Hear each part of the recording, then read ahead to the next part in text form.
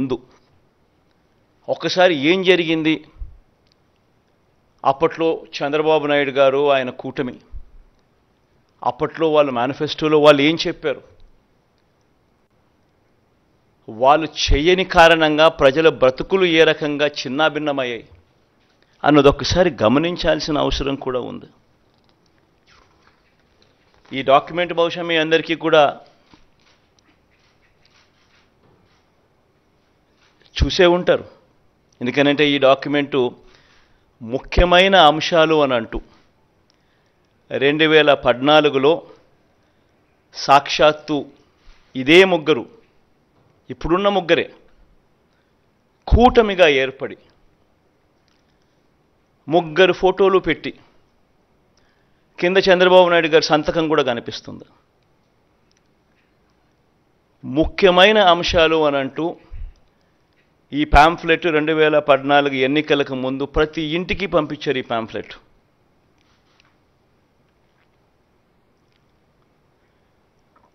ప్రతి ఇంటికి పంపించిన ఈ పాంఫ్లెట్ను చూసి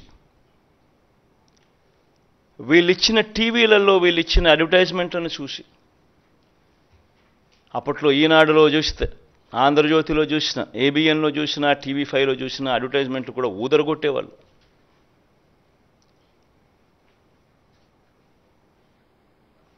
ఒక చెయ్యి ఒక తల్లి చేతిలో, ఒక తల్లి మెడలో మంగళసూత్రం ఒక చెయ్యి లాగేస్తూ ఉంటుంది, వెంటనే ఇంకొక చెయ్యి వచ్చి అడ్డుకుంటుంది. బాబు వస్తున్నాడు, బ్యాంకుల్లో పెట్టిన బంగారం ఇంటికి వస్తుంది అని అడ్వర్టైజ్మెంట్.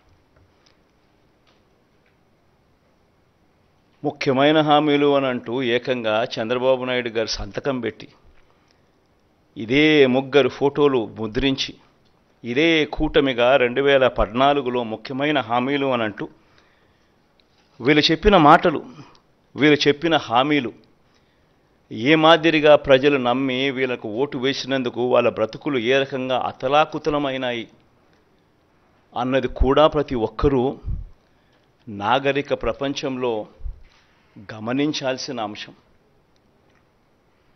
ఎందుకనంటే ఒక రాజకీయ నాయకుడు ఒక రాజకీయ పార్టీని నమ్మి ప్రజలు ఓట్లేస్తారు. వాళ్ళు చెప్పే ఈ మేనిఫెస్టోను చూసి ప్రజలు ఓట్లేస్తారు. వేసిన తర్వాత అది ఇంప్లిమెంట్ కాకపోతే వాళ్ళ బ్రతుకులు ఏమవుతాయని కనీసపు ఆలోచనలు కూడా లేకుండా రాజకీయాలు చేయడం మొదలు పెడితే బ్రతుకులు ఎలా ఉంటాయి? ఇందులో చెప్పిన ముఖ్యమైన అంశాలు, రైతుల రుణమాఫీపై మొదటి సంతకం చేస్తానన్నారు. మరి 87,612 కోట్ల రూపాయలు రుణమాఫీ అయిందా? ప్రతి సిద్ధం సభలోనూ ఈ ప్రశ్నలు నేను వేస్తా వస్తున్నా. పొదుపు సంఘాల రుణాలు పూర్తిగా రద్దు చేస్తామన్నారు. 14,205 కోట్ల రూపాయలు డ్వాక్రా సంఘాలకు, పొదుపు సంఘాలకు రుణాలు మాఫీ చేస్తామన్న సొమ్ము ఒక్క రూపాయైనా మాఫీ చేశారా? ఇంకా ముందుకు పోతే వీళ్ళ ముఖ్యమైన హామీలంటూ ఇంకా ముందుకు పోతే ఆడబిడ్డ పుట్టిన వెంటనే మహాలక్ష్మి పథకం కింద 25,000 రూపాయలు బ్యాంకులో డిపాజిట్ చేస్తామన్నారు. 25,000 కదా దేవుడు ఎరుగు, ఒక్క రూపాయి అయినా డిపాజిట్ చేశారా?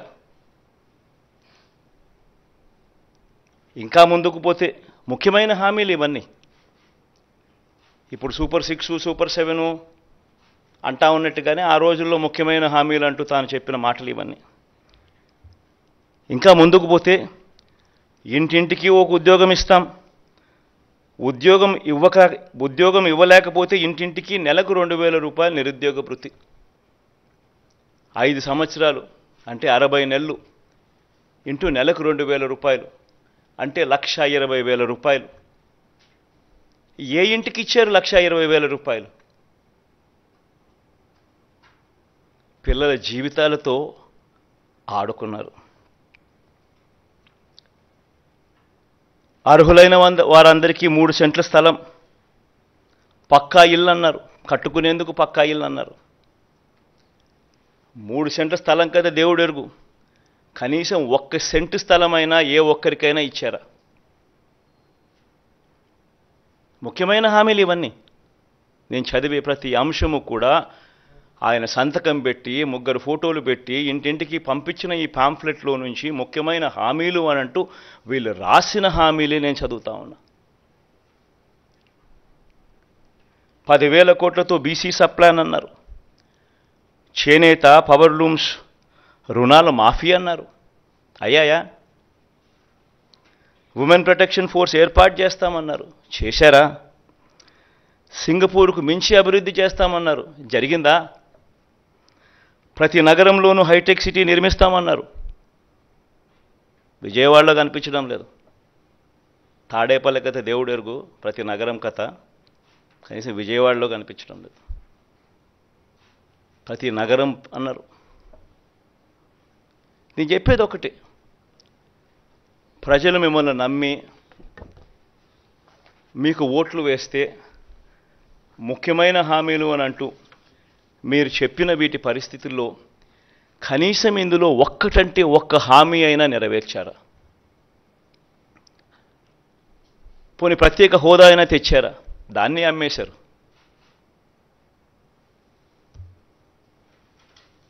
అదే నోట్తోనే ప్రత్యేక హోదా ఏమైనా సంజీవినా అని చెప్పి మళ్ళీ వెటకారం కూడా చేశారు. నేను చెప్పేది ఒకటి, ప్రతి మాట రాజకీయ నాయకుడు ఒక విశ్వసనీయత కోల్పోతే, రాజకీయాలలో విశ్వసనీయత అన్న పదానికి అర్థం లేకపోతే రాజకీయాలు ఎందుకు చేస్తూ ఉన్నాం? ఎవరి కోసం చేస్తూ ఉన్నాం? దేనికోసం చేస్తూ ఉన్నాం? చనిపోయిన తర్వాత ప్రతి పేదవాడి గుండెల్లో, ప్రతి ఇంట్లో మన ఫోటో ఉండాలి, ప్రతి గుండెలో మన ఫోటో ఉండాలి అనే తాపత్రయం లేనప్పుడు రాజకీయాలు ఎందుకు చేయాలి?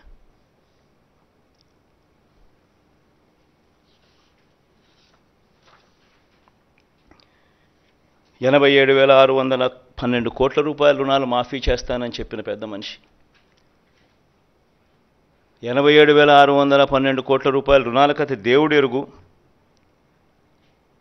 బ్యాంకుల్లో పెట్టిన బంగారం విడిపిస్తానన్న మాటలకు దేవుడు ఎరుగు. అంతదాకా అందుతా ఉన్న సున్నా వడ్డీ కూడా రైతులకు ఎగరగొట్టారు.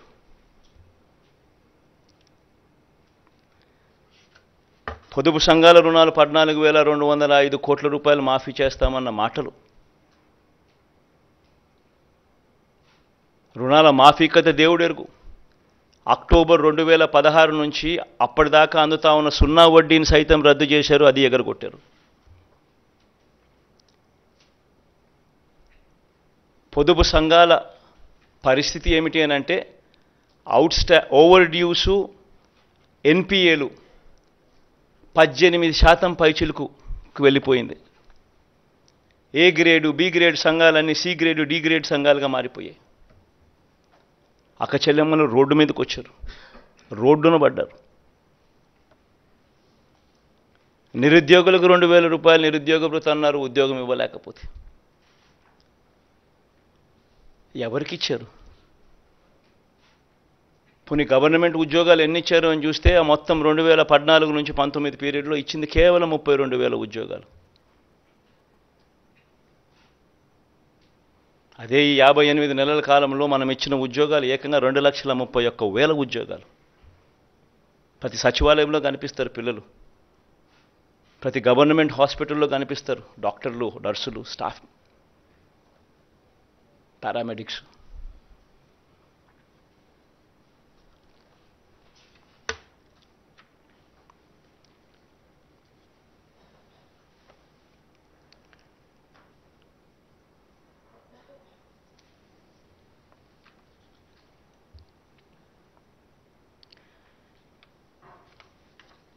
ఈరోజు 2019లో మన ప్రభుత్వం అధికారంలోకి వచ్చిన తర్వాత ఈ మాదిరిగా మేనిఫెస్టో అని చెప్పి దీన్ని చూపించి మనం అధికారంలోకి వచ్చిన తర్వాత ఇందులో చెప్పిన హామీలు ఏకంగా 99% అమలు చేసి ఎప్పుడు జరగని విధంగా ఈరోజు రిఫార్మ్స్ కూడా కనిపిస్తూ ఉన్నాయి, సంస్కరణలు కూడా కనిపిస్తూ ఉన్నాయి. మొట్టమొదటిసారిగా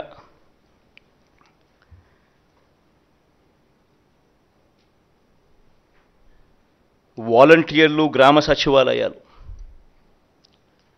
ఈరోజు గ్రామ స్వరాజ్యానికి నిజంగా అర్థం చెబుతూ ఈ 58 నెలలకు ముందు ఎవరైనా కూడా మీతో కానీ ఇంకొకరితో కానీ ఎవరైనా గవర్నమెంట్ ఇచ్చే డబ్బులు లంచాలు లేకుండా అందుతాయి అని అంటే ఎవరైనా నమ్మేవాళ్ళ? వివక్ష లేకుండా అందుతుందంటే నమ్మేవాళ్ళ? నేరుగా ఎవరు చుట్టూ తిరగాల్సిన పని లేకుండా మీ ఇంటికే వస్తాయంటే నమ్మేవాళ్ళ? మొట్టమొదటిసారిగా ట్రాన్స్ఫర్మేషన్.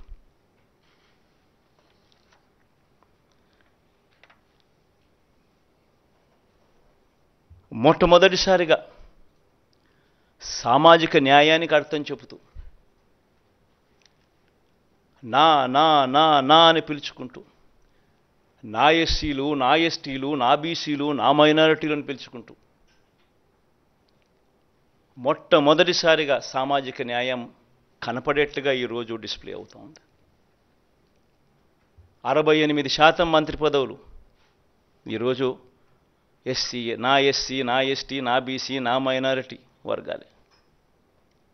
5 మంది డిప్యూటీ సీఎంలలో 4 డిప్యూటీ సీఎంలు నేను నా నా నా నా అని పిలుచుకునే ఈ వర్గాలే. ఏకంగా చట్టం చేసి 50% రిజర్వేషన్లు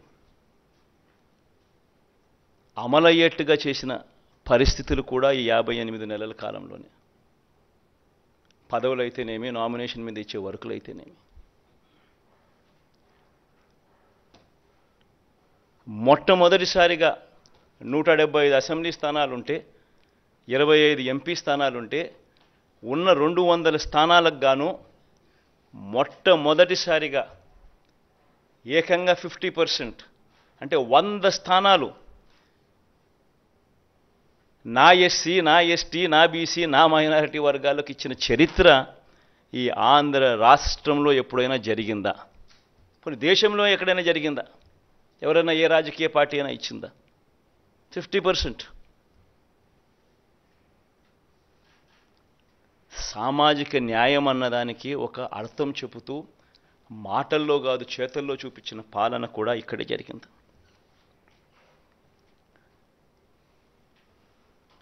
మన పల్లెటూరు పిల్లలు, మన పేద పిల్లలు ఐక్యరాజ్య సమితికి కూడా వెళ్ళి రెట్టించిన ఆత్మవిశ్వాసంతో ఇంగ్లీష్లో అనర్గళంగా మాట్లాడగలిగే పరిస్థితి ఈరోజు మనం అందరం చూస్తూ ఉన్నాం. ఫస్ట్ క్లాస్లో ఐబీతో మొదలవుతా ఉంది ప్రయాణం. గవర్నమెంట్ బడులు నాడు నేడుతో రూపురేఖలు మారాయి. ఇంగ్లీష్ మీడియం ఈరోజు గవర్నమెంట్ బడుల్లో ఒక హక్కుగా అందుబాటులోకి వచ్చింది.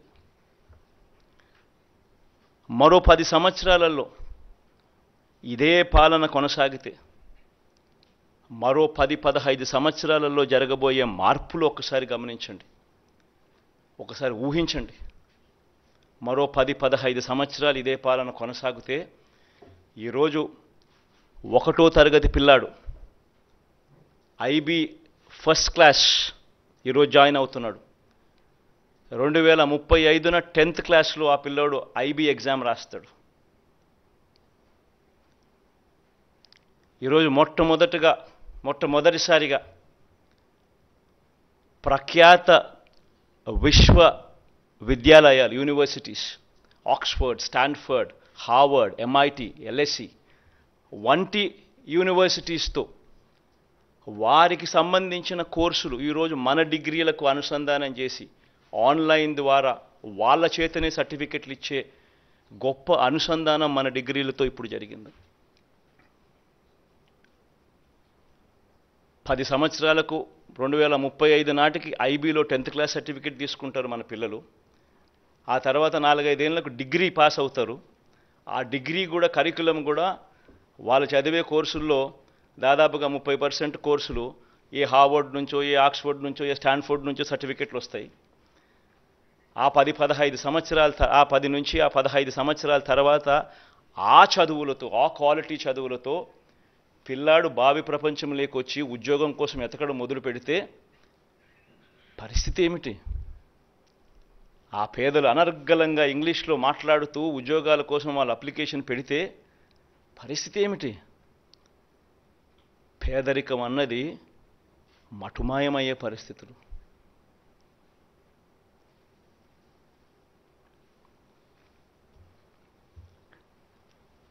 విద్యారంగంలో మొదలెడితే కని విని ఎరుగని మార్పులు వైద్య రంగంలో, వ్యవసాయ రంగంలో,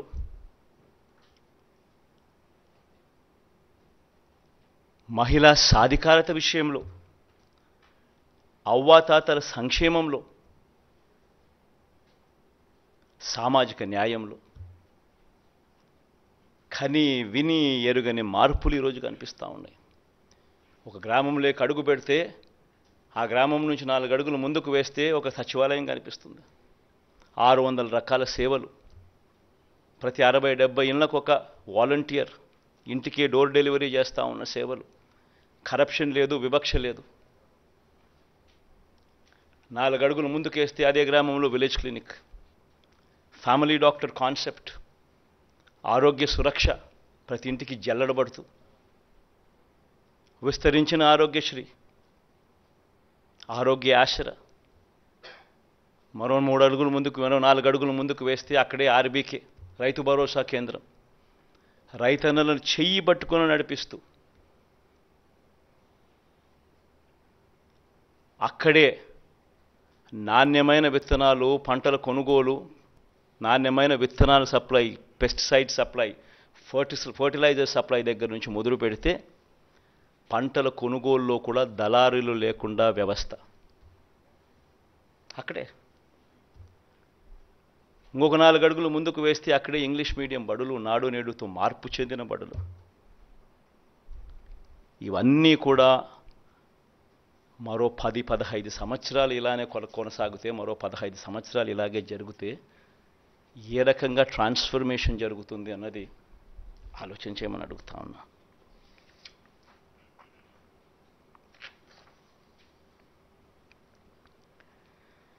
ఈరోజు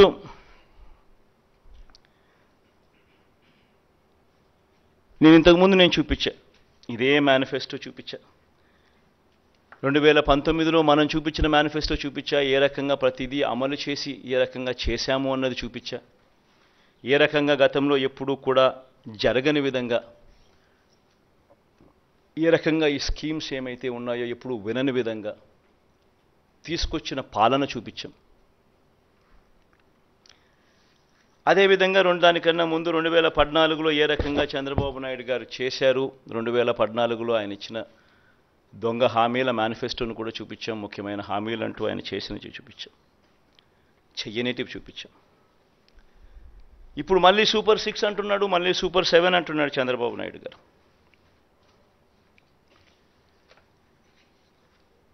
ఈ సూపర్ 6లకు, ఈ సూపర్ 10లకు, ఈ సూపర్ 6లకు చంద్రబాబు చెప్పే ఈ సూపర్ 10లకు అసలు ఎంత ఖర్చు అవుతుంది? ఇది సాధ్యమేనా?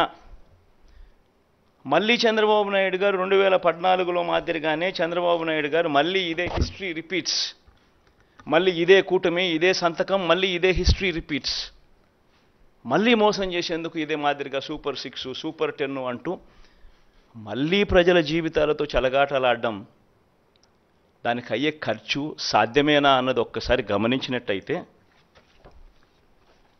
నేను ఒకసారి చెప్తా ఉన్నా, మనం 2019లో ఎప్పుడూ చూడని విధంగా, ఎప్పుడూ జరగని విధంగా ఈ 2019లో మనం ఇంప్లిమెంట్ చేసిన ఈ స్కీమ్స్, ఇంప్లిమెంట్ చేసిన మన ఈ రిఫార్మ్స్, ఇంప్లిమెంట్ చేసిన ఈ మేనిఫెస్టో సంవత్సరానికి దాదాపుగా డీబీటీ, నాన్ డీబీటీ రెండు కలిపితే కూడా, అంటే నాన్ డీబీటీ అంటే ఇళ్ల స్థలాలు, ట్యాబ్స్, పిల్లలకి ఇచ్చే ట్యాబ్స్, విద్యా కానుక, గోరుముద్ద, ఇటువంటివన్నీ, ఈ డీబీటీ, నాన్ డీబీటీ రెండు కలిపితే కూడా సంవత్సరానికి దాదాపుగా 70,000 కోట్ల రూపాయలు మనం ఖర్చు అయింది. ఎక్కడ లంచాలు లేకుండా, ఎక్కడ వివక్ష లేకుండా, ఎప్పుడు జరగని విధంగా మార్పులు తీసుకొస్తూ అడుగులు ముందుకు వేస్తే, గతంలో ఆంధ్ర రాష్ట్ర చరిత్రలో ఎప్పుడు చూడని విధంగా పరిపాలన జరిగితే, ఈ మాదిరిగా ఎంతో కష్టపడితే 70,000 కోట్ల రూపాయలు దాదాపుగా మనం ఇవ్వగలిగాం. ఈరోజు చంద్రబాబు చెప్తా ఉన్న డీబీటీ సూపర్ 6 సూపర్ 10లు ఒకసారి గమనిస్తే ఆయన చెప్తా ఉన్న ఈ సూపర్ 6లు సూపర్ 10లే 1,21,619 కోట్లు అవుతా ఉన్నాయి. ఈ 1,20,619 కోట్ల రూపాయలకు కొన్ని పథకాలు ఏదైతే జగన్ చేస్తూ ఉన్నాడో అది ఆపడం ఎవరి చేత కాదు.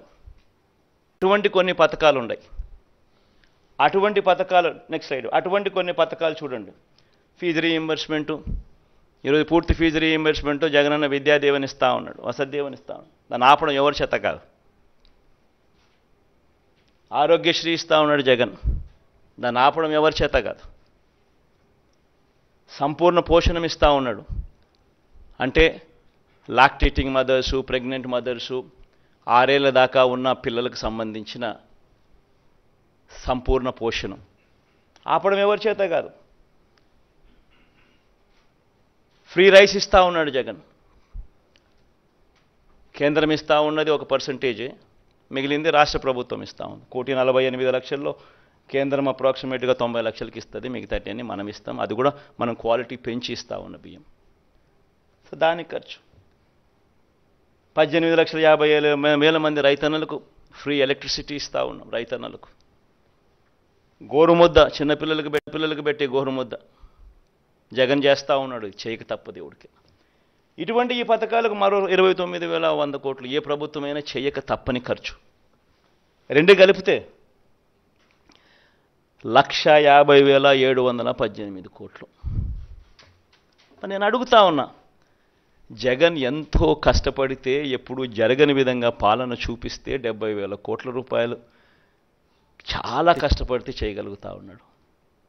మరి 1,50,000 కోట్ల రూపాయలతో ఆయన సూపర్ 6 అంటాడు, సూపర్ 10 అంటాడు.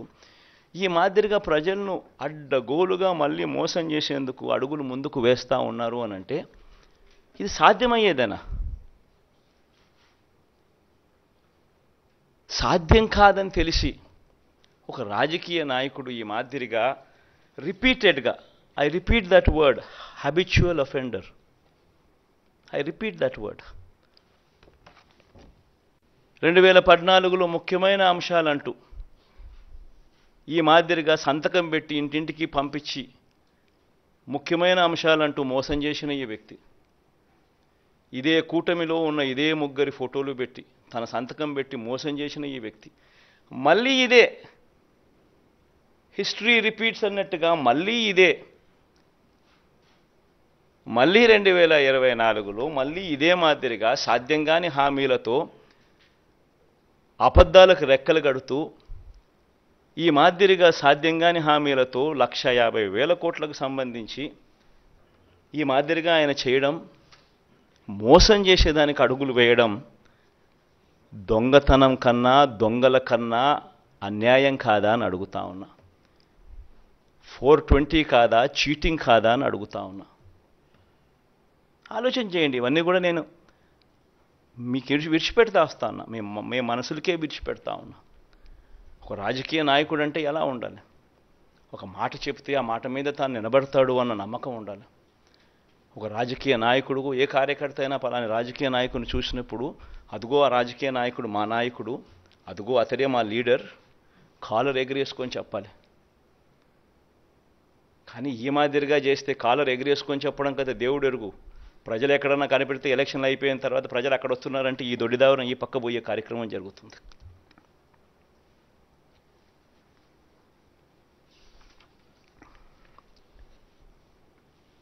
అదే మాదిరిగా ఈయనేమంటాడు, మనం చెప్తా ఉన్న ఈ 70,000 కోట్లకు అదనంగా 80,000 కోట్ల రూపాయలు అదనంగా చెప్తా ఉన్నాడు. సాధ్యం కాదని తెలిసినా కూడా తాను చెప్తా ఉన్నాడు. ప్రతి సందర్భంలోనూ చంద్రబాబు నాయుడు ఏమంటాడు, నేను సంపద సృష్టిస్తాను, జగన్ చేయలేకపోయాడు, నేను సంపద సృష్టిస్తాను, నేను సంపద సృష్టిస్తా కాబట్టి నేను చేయగలుగుతాను అని చెప్పి నిస్సిగ్గుగా తన అబద్ధాన్ని తాను డిఫెండ్ చేసుకుంటాడు. తాను చెప్పే మోసాలను అబద్ధాలను డిఫెండ్ చేసుకుంటాడు నిస్సిగ్గుగా. పోనీ నిజంగానే ఏ స్థాయిలో సంపద సృష్టించాడు, ఆయన పరిస్థితి ఏమిటి అని ఒకసారి ఈ 14 ఏళ్ళ తన పరిపాలన ఒకసారి చూద్దాం. ఆ రెడ్ లైట్స్లో పెట్టినదంతా ఆయన పరిపాలనే, ఆ 14 ఏళ్ళ ఆయన పరిపాలన. మీరే గమనించండి, ఆయన పరిపాలన చేసిన ఏ సంవత్సరంలో అయినా రెవెన్యూ సర్ప్లస్ ఉందా? ఆయన పరిపాలన చేసిన ఏ సంవత్సరంలో అయినా మీరు చూడండి రెవెన్యూ డెఫిసిట్. మన రెవెన్యూ ఎక్స్పెండిచర్కే రెవెన్యూ డెఫిసిట్ అవుతా ఉన్నప్పుడు నువ్వు సంపద ఎక్కడి నుంచి సృష్టించావు, నీ గత జీవితంలో ఎప్పుడు సృష్టించావు అని అడుగుతా ఉన్నా.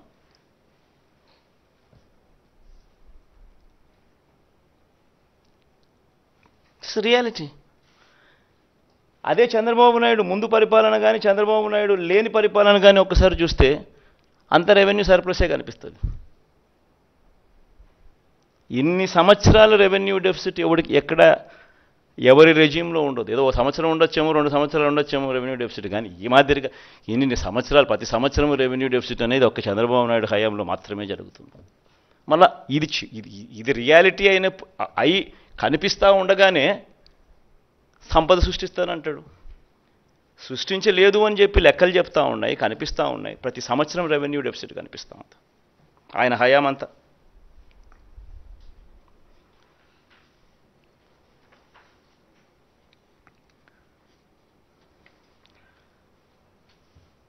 నేను అడుగుతా ఉన్నా ఇదే బాబును, ఇక సంపద సృష్టించింది ఎక్కడా అని.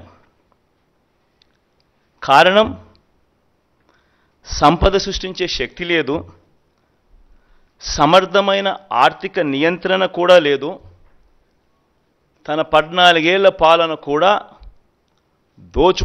దోచుకున్నది పంచుకోవడమే జరిగిన పరిస్థితులు. జగన్ ఎందుకు చేయగలిగాడు, చంద్రబాబు ఎందుకు చేయలేకపోయాడు?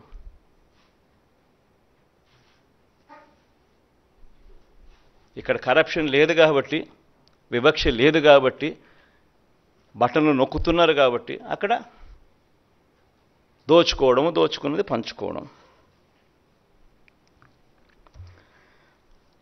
పోనీ అప్పుల పరిస్థితి ఒకసారి గమనిద్దామా?